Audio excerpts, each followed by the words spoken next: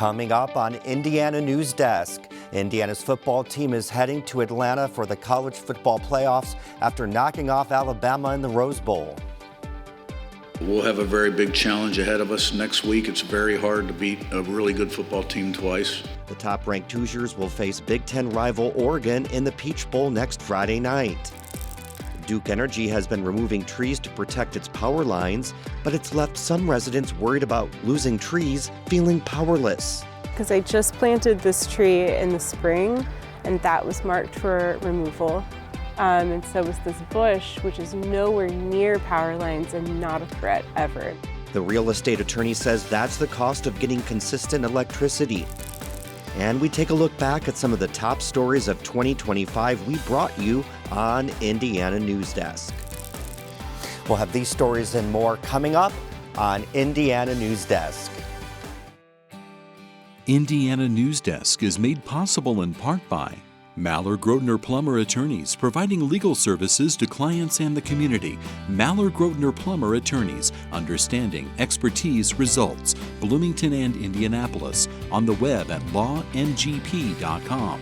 IU Center for Rural Engagement, extending IU Bloomington resources to improve Hoosier lives in partnership with communities and organizations. rural.indiana.edu. Smithville, fiber internet, security solutions, and voice in southern Indiana. More information at smithville.com. Bunger & Robertson, attorneys at law since 1949, utilizing experience, knowledge, and resources to help individuals and families recover in personal injury matters. Information at lawbr.com. And by WTIU members. Thank you.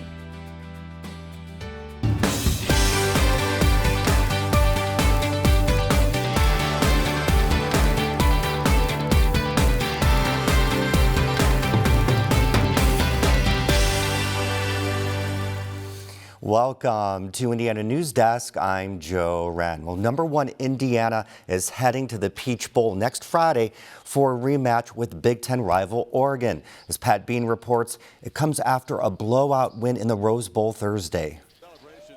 The Indiana Hoosiers are now 2 wins away from claiming a national championship in football. It's been a remarkable 2-year run for the program, from the bottom of the Big Ten to the top-ranked team in the nation, and it's all been under head coach Curt Cignetti. It all starts with him. The complacency factor, the afraid to death of complacency, the never-ending journey of improving, taking it day by day, taking each day as the most important day in the history of the program. Thursday certainly was one of the biggest days ever for IU. In the Rose Bowl, the granddaddy of them all, the Hoosiers rolled over 9th-seeded Alabama 38-3. Indiana had not played a game in almost a month, so being able to pick up where they left off was a concern. I think Coach Cignetti did a fantastic job of a trickle-down effect of really making sure there was no complacency because, you have I think it was 26 days off. That's very, very tough. The Heisman-winning Mendoza threw 3 touchdowns, but it was a running game that ran for more than 200 yards that allowed IU to control the game. Well, I think that's what you would always love to see as the head coach, things we used to preach when I was at Alabama about changing the way they think, breaking their will, and that's the best way to do it, running the football. Now the focus shifts to Oregon and next Friday night's semifinal game in the Peach Bowl in Atlanta. IU is the only team to beat the Ducks this season, winning 30-20 in Eugene in mid-October. It was that game that put IU in the national conversation. We'll have a very big challenge ahead of us next week. It's very hard to beat a really good football team twice. Mendoza says the way the team prepares has them ready for a run at the national championship. We work really hard every single day because not only do we enjoy football, we also enjoy winning, and we know what that takes. So every single day, we're always going to put our best foot forward. For Indiana Newsdesk, I'm Pat Bean. Ole Miss and the University of Miami meet in the other semifinal next week. The winners advance to the championship game in Miami on January 19th.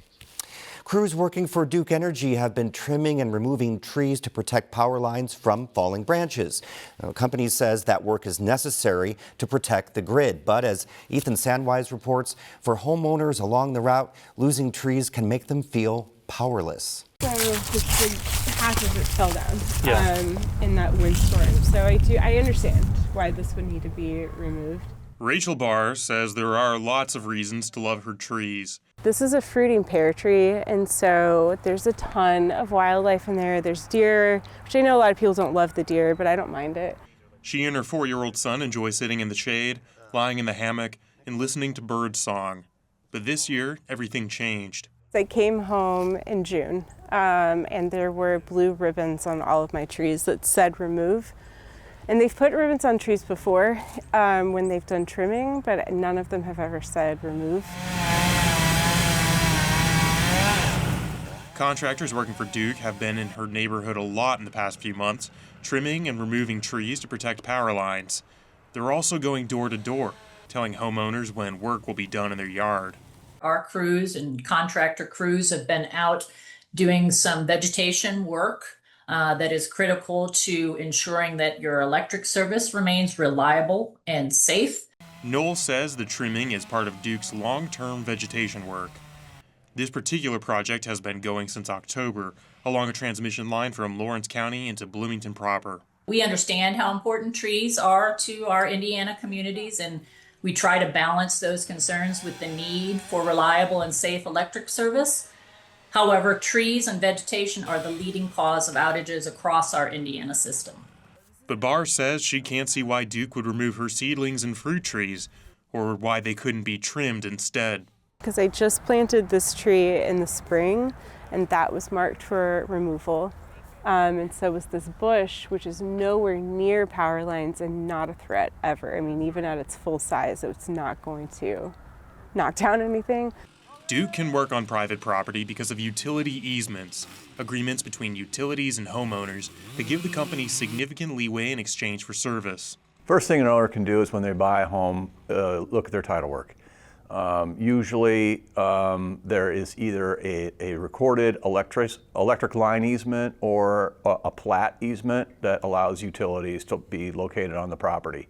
Harstad says utility companies have the right to cut down any tree, any vegetation within their defined easement area.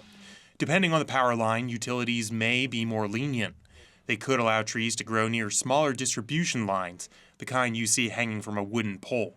The easement for those is about 50 feet. There's kind of two different types of power lines. There's transmission lines, which are, on big towers, and, those are, the utilities do not mess around with those. They're higher voltage, longer, and supply power to a lot more customers. Easements are 100 feet, enough to cover almost Barr's entire backyard. But the decision on what to prune and what to remove usually comes down to contractors in the field.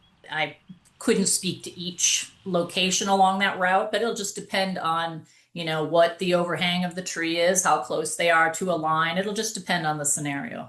Harstad says that's just a price to pay for consistent power. Homeowners can have power lines installed underground, but that can cost tens of thousands of dollars. It's dangerous to have those lines, on the road or, on your lawn. And so it really is, a necessary evil to trim trees. But it's small comfort for Barr. I'm a newly single mom in a home, and it feels daunting to have that on my plate anyway, and then just to have a large company come in and say that there's a portion of my property that they can essentially do anything they want with.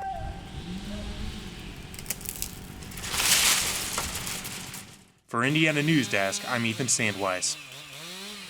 Customers with questions about vegetation work can call Duke's hotline, 800-723-9684.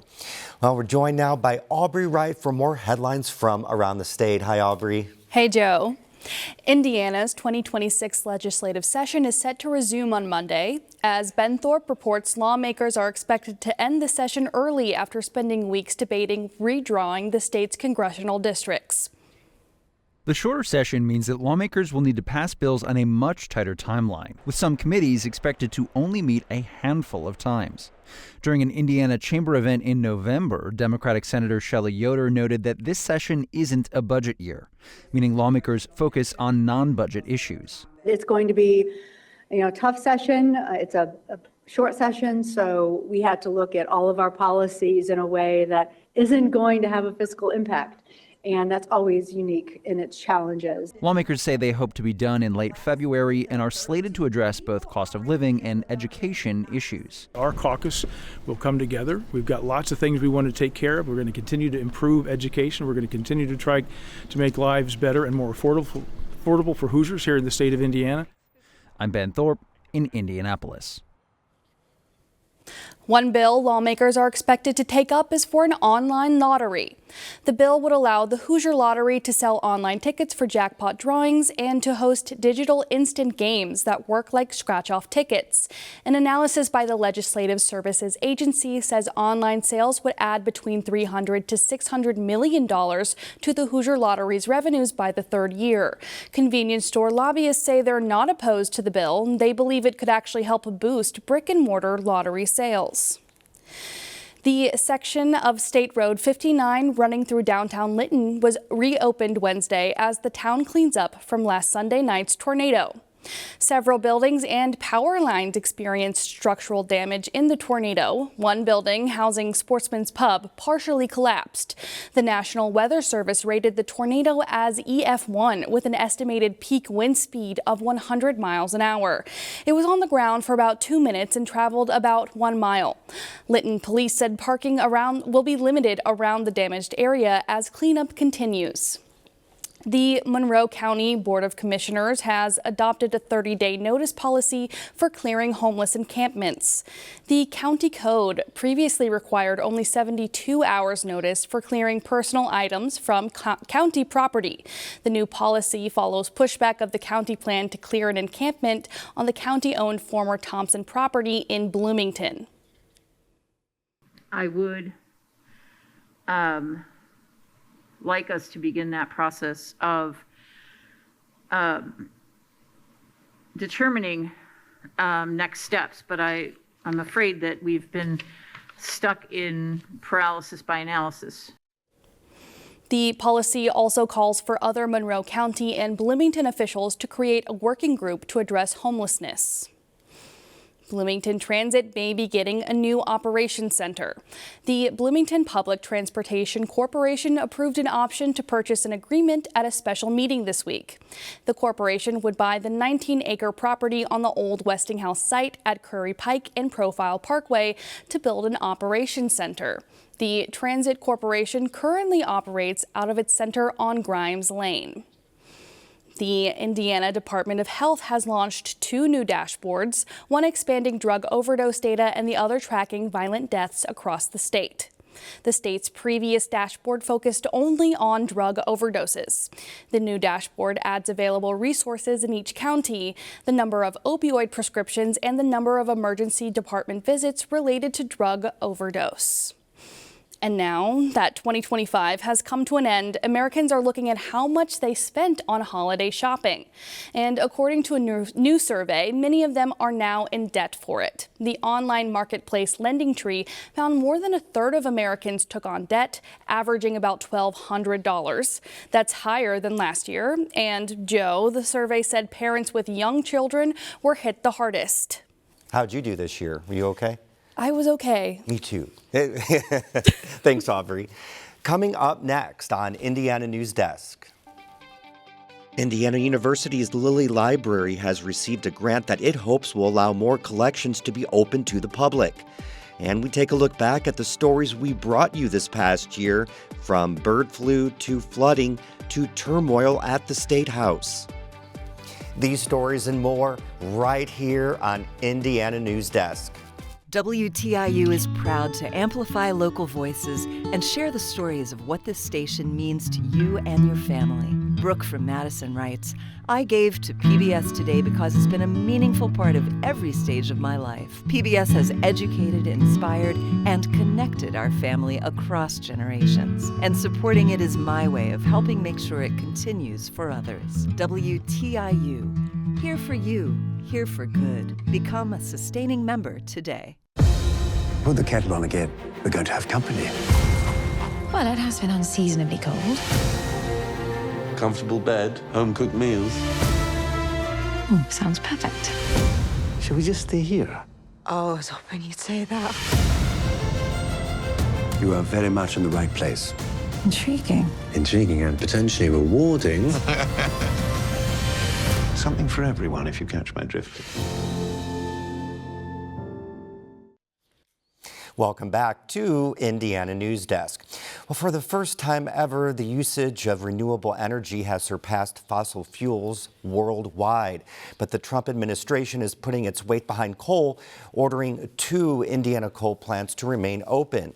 Indiana had been on track to add a lot of solar power in the next 5 years, but where to put the panels has been a hot topic.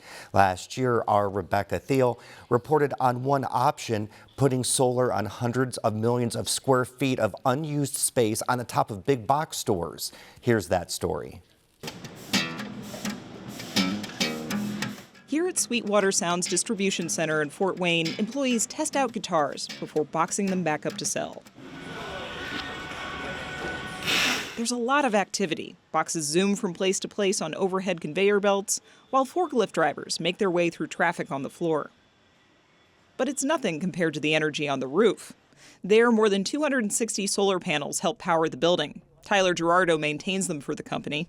We do try to use what we can here, and then what is left over and not used by Sweetwater, we send back out to the grid, and that helps kind of reduce the price for everybody that gets a chance to use it. Companies are starting to put solar on warehouses like this one and big box stores like IKEA, but very, very slowly.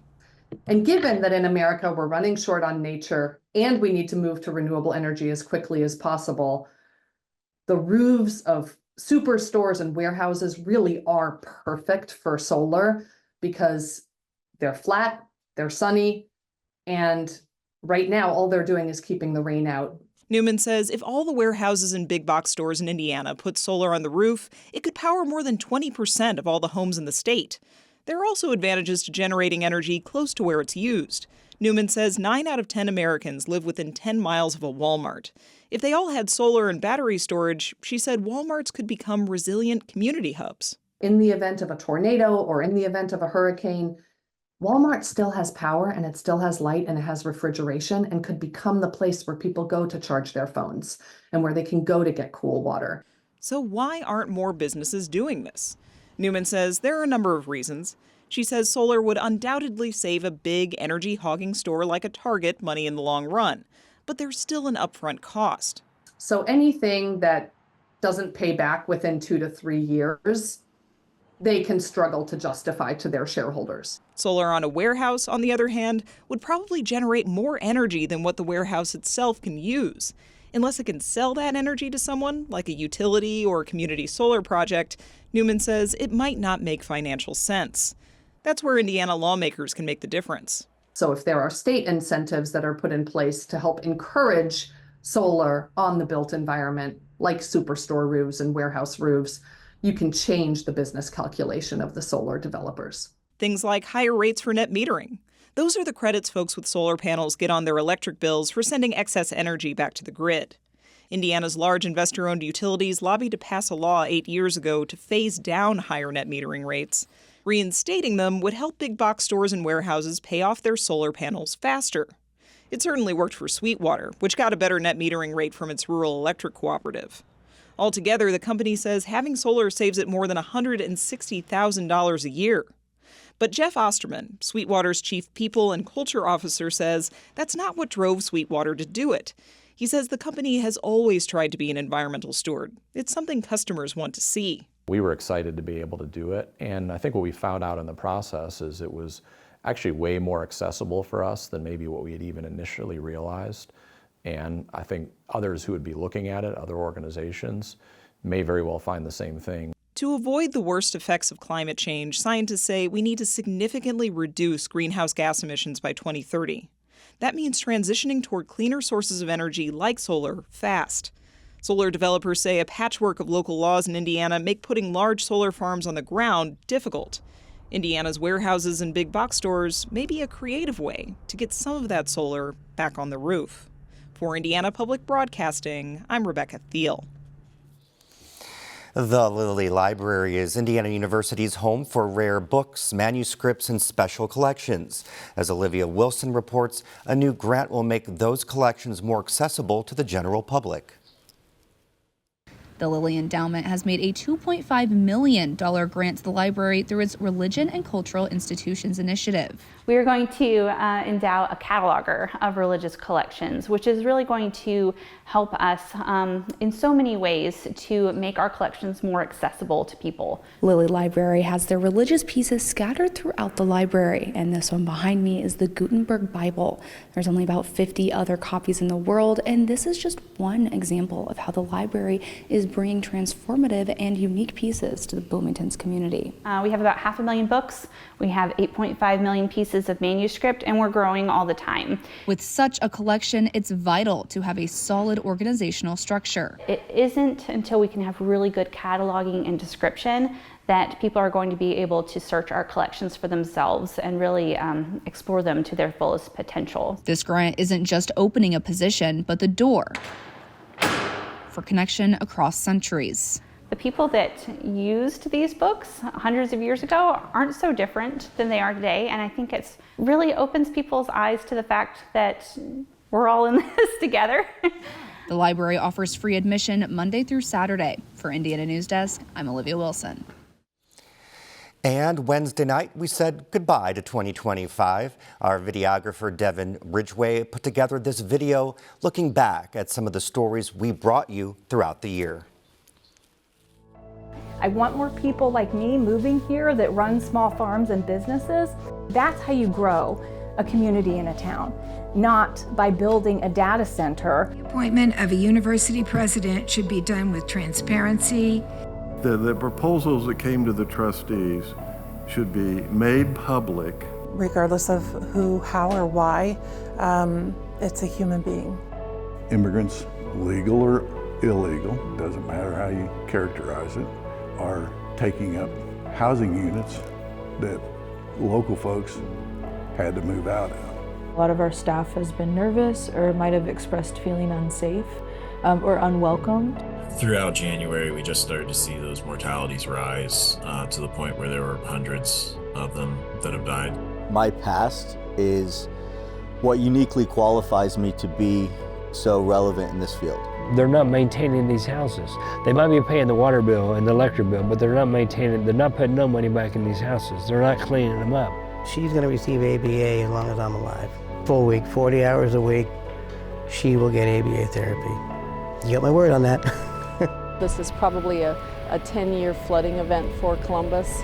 All the other universities seem to have more value in terms of the education they're giving us for the cost. How can you be against equity or fairness and to be included? How can you be against these things? Something that has been bothering me since this happened is the fact that he got arrested without an order. Every person who says they're afraid, we need to listen to them. But that's different than saying we need to shut down anything that disturbs them. The man we executed today, though he himself acknowledges that he committed a senseless crime 25 years ago, is not the same person who committed that crime.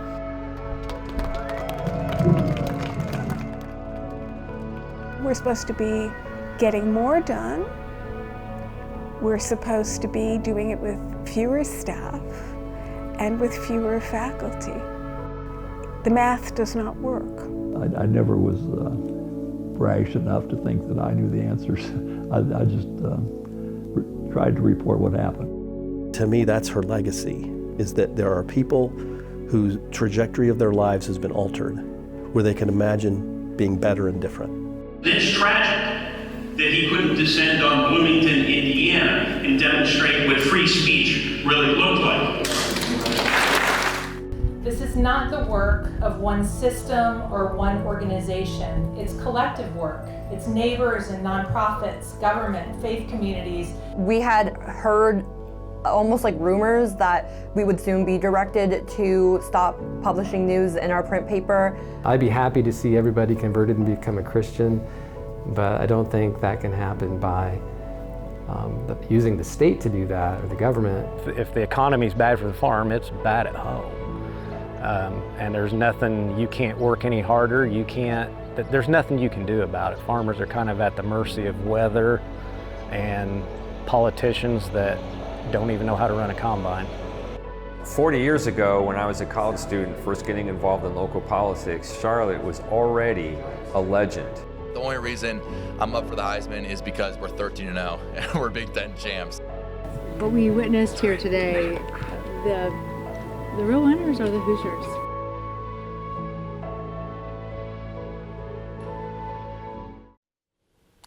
That's the end of this program, but our work continues online as we cover the news throughout the week at WTIUnews.org. Have a great weekend.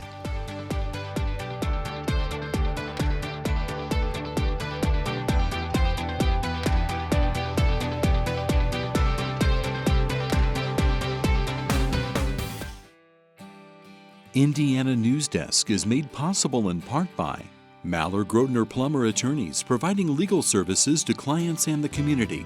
Maller-Grotner Plummer Attorneys, understanding, expertise, results. Bloomington and Indianapolis, on the web at lawngp.com.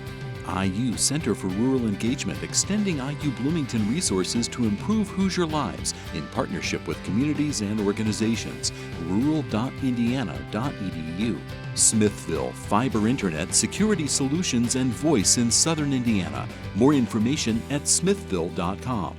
Bunger and Robertson, attorneys at law since 1949, utilizing experience, knowledge, and resources to help individuals and families recover in personal injury matters. Information at lawbr.com.